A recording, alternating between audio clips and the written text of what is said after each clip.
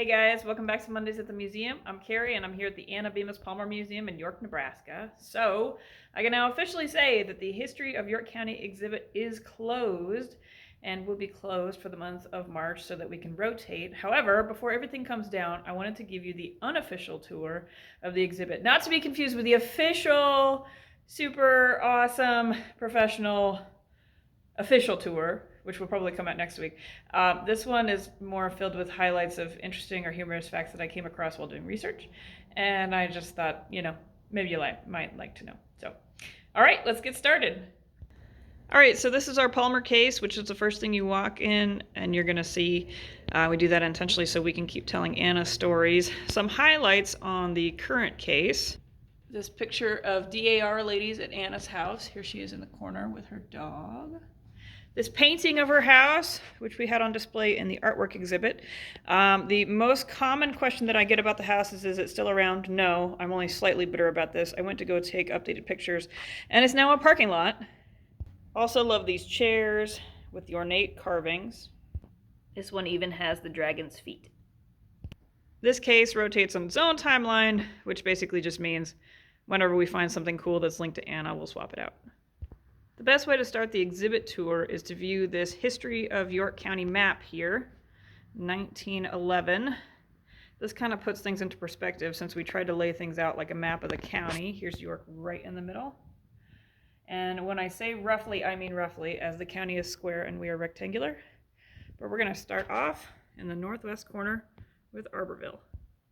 Arborville was never officially incorporated and is no longer around. All that's left is a cemetery and a church, which I'm told is still in service. They got screwed, really. They were promised a railroad to go through town, and at the last second they laid through Polk instead, and a lot of people jumped ship. The town was laid out by this guy here, C.S. Harrison, and this is actually his Bible from 1865. He brought about 600 people here from Illinois to settle in the area, and he loved trees so much that he named all 8 street names after trees. If you pay attention to our social media, you probably heard a lot about this guy, Earl Cooper. He was a professional race car driver. Born in Arborville, he moved to California to get famous. Now, remember that remark, you're going to hear it a lot. Cooper worked for a Maxwell car dealership and asked the boss to borrow the company car to use in a race. The boss said no, because he himself was going to drive that car in the race. Cooper ended up borrowing somebody else's Maxwell car and actually beat his boss in the race, and then was fired in retaliation. He was pretty much cursed at the Indy 500. You can see here the list of results, the best of which came in 1924 when he got second place. Now we're going to walk 10 miles east to Benedict. Fun story about Benedict. In 1902, the Benedict area farmers didn't actually think they were getting fair prices for their crops, so they built their own elevator, which was quite the ordeal at the time. Now, this magically caught fire twice, and conspiracy theory says it was arson both times, which wasn't proven. However, the fires mysteriously stopped after they hired a night watchman. Another fun fact is that the Harlem Globetrotters, yes, those Globetrotters, came to play at the Benedict High School Gymnasium in the 1930s. It was quite the fancy gym at the time, and people came from miles around to watch. My favorite item is this collection. In this collection is this picture of the Kading household. Built in the 1870s, it was one of the earliest homestead in Benedict area, but they didn't get around to taking a photo until 1913, so here's them posing in what is now the chicken coop. Okay, now we're going to go 16 miles southwest to Bradshaw. We have a lot of cool artifacts representing this town, but probably the most important is this collection of photos related to the 1890 tornado that went through, decimating the town. There wasn't a single structure in town that didn't have some sort of damage. It's said the scariest part was because all the lights in town were knocked out, and they were stuck there in the pitch dark, being overrun with wind and rain and roofs no longer their heads. 60 people were injured, 12 were killed. Actually, at the time, Bradshaw was on par to be another York, but all that changed after this, and it never really rebounded. It's said that it took them 12 years to rebuild to where they were before the storm.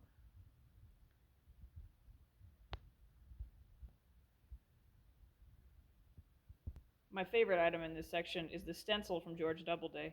His neighbors kept stealing his grain sacks, so we bought a stencil to put his name on them so they couldn't steal them anymore. Now we're going to go 11 miles south to Henderson. We have some cool artifacts from Henderson, like this picture of all the boys in town who owned a bicycle lined up on Main Street, or this adobe brick from the Rigier homestead.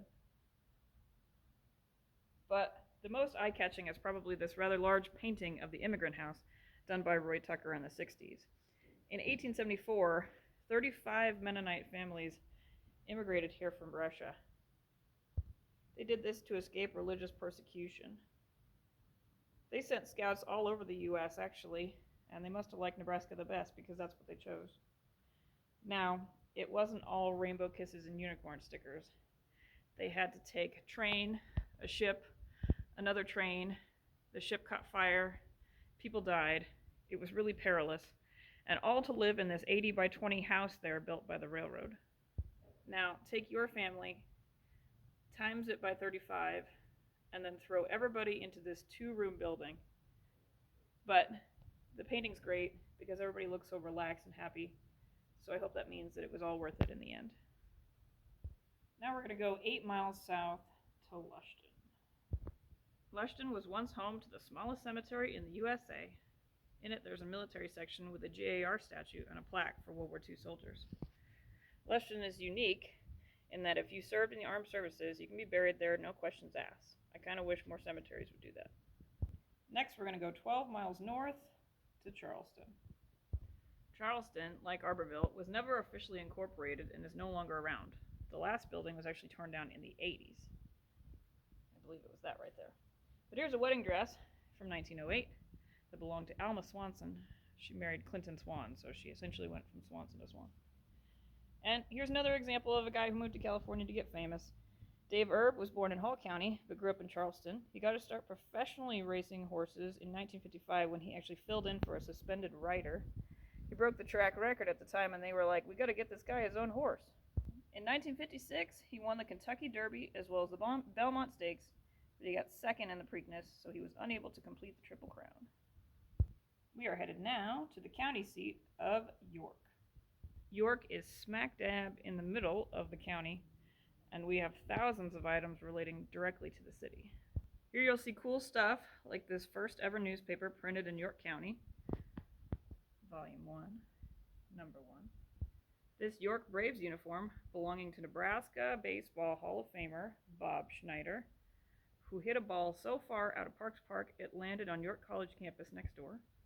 Really cool Pioneer kitchen items like this popcorn popper or this waffle maker.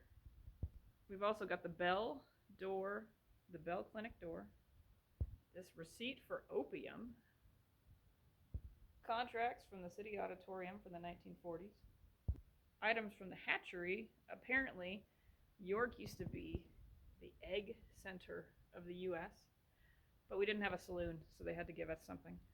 Eventually, we did get a saloon, and it actually divided the town in half, but eventually we got over it. But my favorite item in this section are these side-by-side photos of Town Square. I wanted to get new and updated photos and see if the structure was the same from the old photos, and surprisingly, a lot of it was.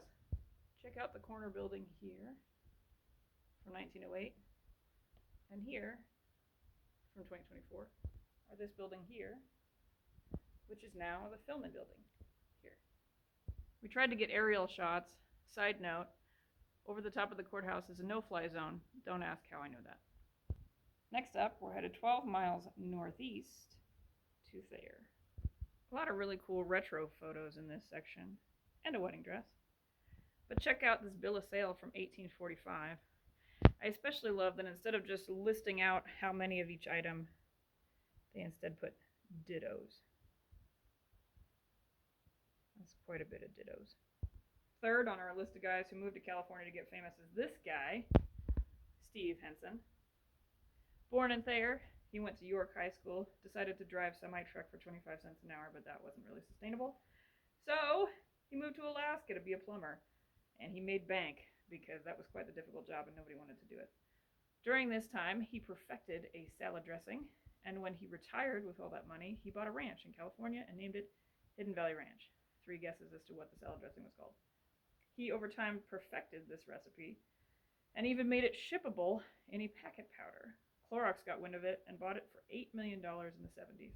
So yeah, he re-retired after that. We are now going to go 9 more miles northeast to Gresham. Gresham was originally called Poston after George W. Post, but the government said that was too close to Posen, so they made them change it and they chose Gresham instead. In this area, we have some cool military items, including this collection of ones linked to Clarkson Doane. Here is a Christmas letter he sent home in 1918, and a helmet he picked up on the battlefield, but unfortunately he passed away because he caught tuberculosis during his service and died at the age of 34. On a lighter note, I get a lot of questions about the wedding dresses, which is kind of why we're doing fashion next. This one is from 1923, and as you can see, it comes with accessories. And I thought, cool, box of accessories, shoes, napkin, book, stuff like that. Along with that was a box that said cake, and it was a box and a box and a box, and I thought, cool, a cake topper from 1920. No, it was not a cake topper from 1923. It was a slice of wedding cake from 1923. Kind of debating what to do with that. Consultant told me to throw it away or we're going to get rodents, but honestly, I think if a rodent ate that, it would probably take care of our rodent problem. I mentioned the slice of chocolate cake to Austin the Stash from Cool Radio, and he asked me if I knew it was chocolate or if it didn't just turn brown over time, which, I don't know, made it worse somehow. Thanks for that, Austin. Really appreciate it. Next up, we're going to make a big jump and travel 30 miles southwest to McCool Junction. McCool's start came with a bit of controversy, as there was already a town in the area called Nyota, and it was essentially across the street from where they wanted to put McCool. Led to a lot of fights. But eventually they joined and went under the name McCool after yet another railroad guy. McCool was known as the Magic City on the Blue and actually set its sights quite high when it came to the town's future. In fact, there used to be several festivals and a lot of pranks took place, including one with a guy named Frank. On Halloween, he found it hilarious to help a bunch of guys push a wagon into the river. I think he found it less hilarious when he woke up the next morning and realized it was his own wagon. A lot of people were really curious about what happened to the bank setup in our old location, and I'm happy to tell you we still have it. Unfortunately, just the portion fit here because we're under the short ceiling. But we do plan to reinstall it under the taller ceiling for a later display. Chamber pot here is entertaining. Part of this job is teaching my boss about history. She's very supportive. I sent her a picture of it when we discovered it doing inventory and captured it wearing extra gloves today. She had no idea what I was talking about, so I had to explain what people did before indoor plumbing. Her response was, "Throw that away!" And the last town featured is going to be Waco, which is about 17 miles to the northeast. Here's the Waco section. Hard to believe, but back in the day, it was quite hip and happening. If you look at this map, it doesn't look like much, but they actually had a movie theater, bowling alley, racetrack, even daily bus and train service. In the 1930s, the bank got robbed by a group of outlaws, and they actually took the owner of the hamburger stand hostage and left him miles outside of town all tied up. Thankfully, somebody did find him in time. And then our last section is on famous families, where you'll see some of the bigger names all put together. This is not to belittle anybody else. The town was built by the working class, but people had kept asking me about specific residents, and this seemed like the easiest place to put them all together. Fourth on the list of guys that moved to California to get famous is this guy right here, Fred Niblo. Anybody watch the Oscars this weekend? You ever wondered how the Academy got started? This guy, born in York, raised in this house right here, was actually part of Hollywood's Great Eight and a part of the official panel that started the Academy of Arts and Sciences. He even has a statue on Hollywood Boulevard. Who knew? Some guy from York. Here's a gathering of McLeod items. Hotel McLeod was quite the place. Had a billiard room, restaurant, a barber shop. Here's a menu. Check out these prices inside. I went lobster for $3. We also have Lige Levitt's diploma and this write-up on him. It's actually hard to drive anywhere in this town and not hit something that Lige directly funded. And he's really rags to riches, came from nothing. Built himself up from nothing. Really awesome story. And of course our buddy Ben. Remember the giant painting with the eyes that followed you? Ben was from Gresham, had a multitude of careers, including circus act, professional wrestler, original member of the Glenn Miller Band, salesman, safety engineer, sports bar owner. It's probably actually easier to name a career that he hasn't taken. And good old Hub Foster in his World War II uniform. He served stateside. And that's that. The end of the History of York County exhibit.